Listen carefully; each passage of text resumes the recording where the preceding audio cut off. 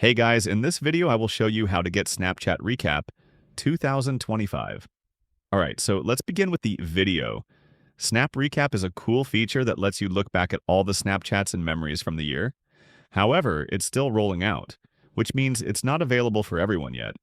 If you want to check whether you have access, the first thing you can do is open your phone's browser and go to snapchat.com/recap. Once you visit the site, it may ask whether you want to open it in a browser or in Snapchat. If it says coming soon, then the feature isn't available for your account yet. But if it shows that it's released, you can tap open in Snapchat, and the recap should open directly inside the app. You can also check directly within Snapchat itself. Sometimes a recap button or notification appears in the app, letting you know that your Snapchat recap is ready to view.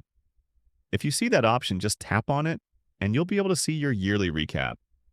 And that's it. So that's basically how you can get Snapchat Recap 2025. So that's all for this video. See you in the next one. Thanks.